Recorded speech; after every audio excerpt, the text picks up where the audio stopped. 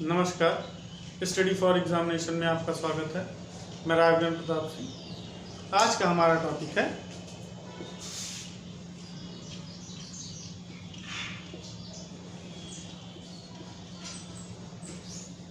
प्रस्तावना। पिछली वीडियो में जैसा कि मैंने बताया था, प्रस्तावना क्या है, ये बताता है कि संविधान किस उद्देश्य से लिखा गया है या संविधान किस मोटिव से लिखा गया है या किन किन बातों को ध्यान में रख के लिखा गया है। इसे हम क्या कहते हैं? इसे हम उद्देशिका भी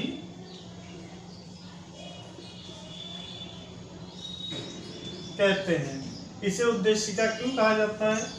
पहली चीज तो आपने क्या देखी कि ये बताता है कि संविधान की प्रस्तावना या संविधान किस उद्देश्य से लिखा गया है। ठीक है, लेकिन इसे उद्देशिका क्यों कहा जाता है, इसका एक और रीजन है, एक और कारण है। वो कौन सा कारण है? ये क्या बताता है कि संविधान सभा में जवाहरलाल नेहरू द्वारा एक प्रस्ताव पेश किया गया था, जिसे क्या कहा गया था? उद्देशिका प्रस्ताव। चूंकि प्रस्तावना जो है वो उद्देशिका प्रस्ताव से लिया गया है, इसलिए इसे हम क्या कहते हैं? उद्देशिका कहते हैं। एक बार फिर से समझ लीजिए, प्रस्तावना को उद्देशिका कहा जाता है। और प्रस्तावना को उद्देशिका क्यों कहा जाता है? क्योंकि जब संविधान सभा में जवाहरलाल नेहरू द्वारा एक प्रस्ताव पेश किया गया था, जिसे उद्देशिका प्रस्ताव कहा गया। ये जो प्रस्तावना इसी उद्देशिका प्रस्ताव से लिया गया है, इसीलिए प्रस्तावना को हम उद्देशिका भी कहते हैं। चलिए ज्यादा समय न गवाते हुए आते हैं अपने टॉपिक पर। प्रस्तावना को मैंने क्या कहा था, इसको हम क्या कहते हैं? प्रस्तावना क्या है कि संविधान किस उद्देश्य से लिखा गया है, प्रस्तावना हमें ये बताता है। इसको हम क्या कह सकते हैं?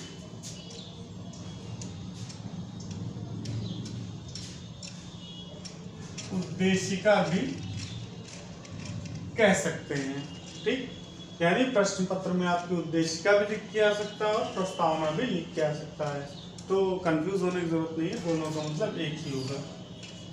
उसके बाद एक चीज और जान लीजिए, प्रस्तावना को उद्देशिका क्यों कहा जाता है, ये भी प्रश्न आ सकता है। तो आप ये जान लीजिए, संविधान सभा में जवाहरलाल नेहरू द्वारा पेश किया गया उद्देश्य प्रस्ताव से प्रस्तावना को लिया गया है, इसलिए इसे हम उद्देशिका भी कह देते हैं। दूसरी बात क्या है? प्रस्तावना क्या है? एक तरह की कल्पना की गई है कि भारत जब एक आदर्श राष्ट्र बन जाएगा तो उसमें कौन कौन से गुण विद्यमान होने चाहिए। तो जो संविधान सभा में लोगों द्वारा जो कल्पना की गई थी, वो सारे कीवर्ड्स ये पॉइंट हैं। इनके आधार पर वो कहता है कि जब भारत एक आदर्शवादी राष्ट्र बन जाएगा तो उसमें ये संपूर्ण गुण विद्यमान होंगे। ठीक है, इस आधार पर कहा जाता है कि प्रस्तावना जो है वाद योग्य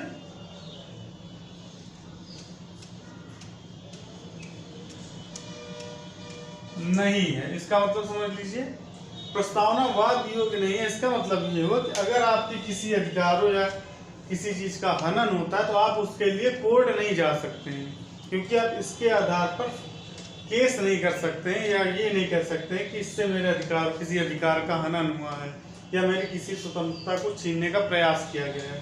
ठीक है, वाद योग्य नहीं है, इसका मतलब आप इसके लिए कोर्ट नहीं जा सकते हैं। ठीक है, अब सीधे आ जाते हैं प्रस्तावना पर। ये सारे कीवर्ड्स हैं जिनको हमने क्रम से लिखा हुआ है। अब देख लीजिएगा प्रस्तावना किस प्रकार लिखा गया है, एक बार देख लीजिए।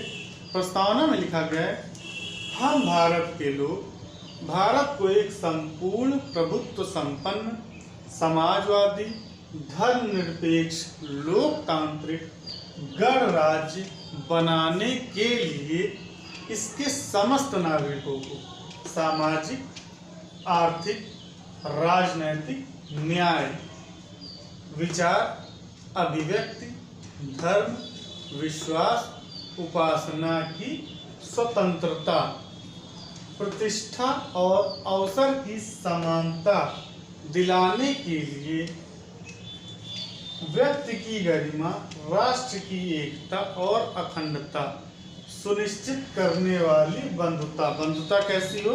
जो व्यक्ति की गरिमा, राष्ट्र की एकता और अखंडता को सुनिश्चित कर सके। उसके बाद बताया गया है कि 26 नवंबर 1949 को संविधान को अंगीकृत, अधिनियमित और आत्मार्पित किया गया था। ठीक है, अब हम देख लेते हैं जो प्रस्तावना उसको कितने भागों में बांट कर देख सकते हैं। 4 भागों में बांट कर देख सकते हैं। पहला है स्रोत, दूसरा है प्रकृति, तीसरा है उद्देश्य, चौथा है लागू होने की तिथि कि किस दिन संविधान को लागू किया गया था। अब चलिए थोड़ा इन सब कीवर्ड्स के बारे में संक्षेप में चर्चा करते हैं, ज्यादा विस्तार से हम चर्चा नहीं करेंगे। पहले लिखा गया है, सबसे पहला पॉइंट है हम भारत के लोग। ये क्या बताता है? भारत या संविधान का स्रोत क्या है? संविधान के स्रोत कौन है? हम भारत के लोग। इसका मतलब ये हुआ कि जो भारत में या संविधान की सर्वोच्च शक्ति है वो भारत की जनता में निहित है। ठीक है, क्वेश्चन क्या आ सकता है? भारत की सर्वोच्च शक्ति किस में निहित है? तो आप क्या कहेंगे? भारत के लोगों में निहित है। यह संविधान की सर्वोच्च शक्ति किस में निहित है? तो आपका आंसर होगा भारत के लोगों में निहित है। ठीक है, उसके बाद आता है स्रोत, फिर उसके बाद आती है भारत की प्रकृति। भारत की प्रकृति किस प्रकार की बताई गई है? इसको संपूर्ण प्रभुत्व संपन्न को हम एक शब्द में संप्रभु कह देते हैं। अक्सर एग्जाम में आपको यही वर्ड देखने को मिलेगा। ठीक है, तो क्या क्या बताई गई है? इसकी प्रकृति कैसी होनी चाहिए? संप्रभु, समाजवादी, धर्मनिरपेक्ष, लोकतांत्रिक और गणराज्य। ठीक है, अब इन एक एक वर्ड्स का मतलब समझ लीजिए। संपूर्ण प्रभुत्व संपन्न या संप्रभु का मतलब क्या है? भारत अपने किसी भी निर्णय, चाहे वो आंतरिक निर्णय हो चाहे वो बाह्य निर्णय हो, को लेने के लिए पूरी तरह से स्वतंत्र है। वह किसी विदेशी ताकतों के दबाव में किसी डिसीजन को लेने के लिए बाध्य नहीं है। ठीक है, उसके बाद दूसरा वो क्या है? समाजवादी। समाजवादी क्या होता है? भारत की अर्थव्यवस्था कैसी हो? समाजवादी हो। ठीक है, इस समय भारत की अर्थव्यवस्था कैसी है? मिश्रित अर्थव्यवस्था है। या उसे हम किस प्रकार का समाजवाद कहते हैं? उसे हम कहते हैं लोकतांत्रिक समाजवादी अर्थव्यवस्था। ठीक, फिर आता है धर्मनिरपेक्ष। धर्मनिरपेक्ष का मतलब क्या हुआ? भारत का कोई अपना धर्म नहीं है, या भारत किसी भी धर्म को प्रायोरिटी न देते हुए ये सर्वधर्म संभाव की दृष्टि से काम करता है। उसके बाद आता है लोकतांत्रिक। लोकतांत्रिक का मतलब क्या हुआ? कि भारत का जो शासक है वो लोगों के द्वारा चुना जाएगा। क्योंकि भारत का शासक जो है लोगों के द्वारा चुना जाता है, इसीलिए क्या कहा गया है? जो सर्वोच्च शक्ति किसमें निहित है? लोगों में, क्योंकि ये अपना शासक स्वयं चुनता है। ठीक है, उसके बाद वर्ड आता है, एक शब्द आता है गणराज्य। गणराज्य का मतलब क्या होता है? कि गणराज्य का मतलब होता है कि यहाँ का जो शासक होगा वो वंशानुगत नहीं होगा, वो समय समय पर चुनाव के द्वारा लोगों चुनाव प्रक्रिया द्वारा लोकतांत्रिक तरीके से चुना जाएगा। ठीक है, यानी भारत का जो शासक होगा वो वंशानुगत ना होकर लोकतांत्रिक तरीके से समय समय पर चुना जाएगा। अब उसके बाद क्या बता देता है ये? संविधान का उद्देश्य। संविधान के उद्देश्य क्या क्या है? न्याय, स्वतंत्रता, समानता और बंधुत्व। अब देख लीजिए कितने प्रकार के न्याय की बात हुई है। क्वेश्चन आता है कि भारत की प्रस्तावना में या संविधान की प्रस्तावना में कितने प्रकार के न्याय की बात की गई है? तो आपका आंसर होगा 3 प्रकार के न्याय। कौन कौन से न्याय? सामाजिक न्याय, आर्थिक न्याय, राजनीतिक न्याय। ठीक है, उसके बाद दूसरा पॉइंट क्या आता है? भारत में या भारत की प्रस्तावना में कितने प्रकार की स्वतंत्रता की बात की गई है?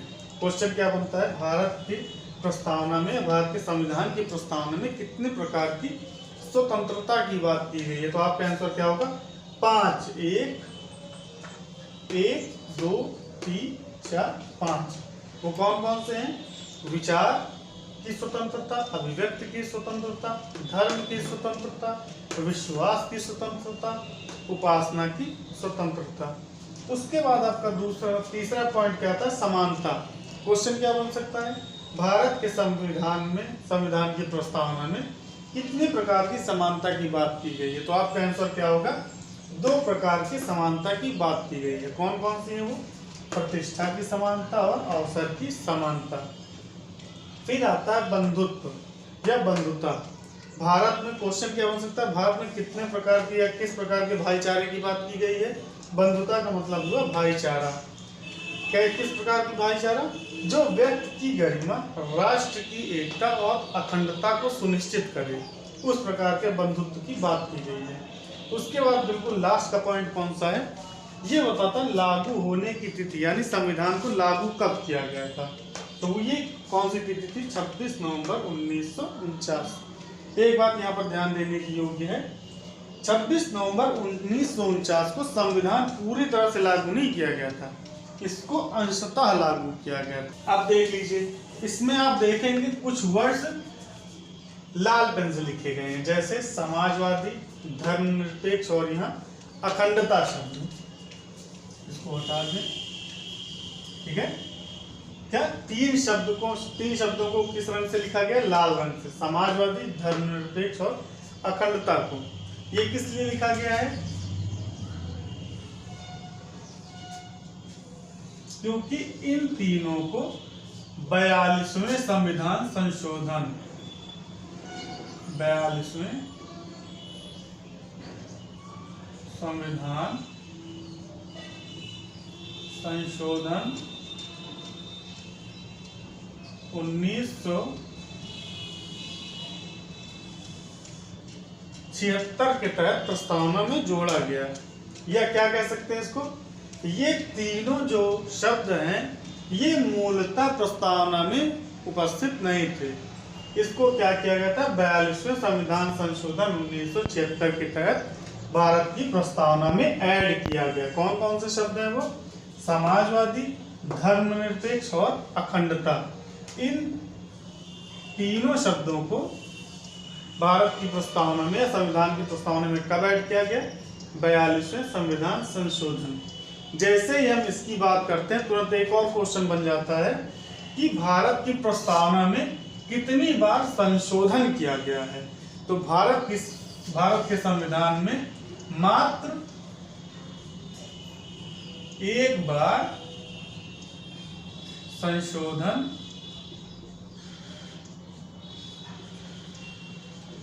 किया गया है, और वो कब किया गया है, 42वें संविधान संशोधन 1976 में किया गया है। ठीक है, अब इसके आगे हम आपके प्रस्तावना की चर्चा अगले वीडियो में करेंगे। ठीक है, तो पूरी वीडियो देखने के लिए बहुत बहुत धन्यवाद।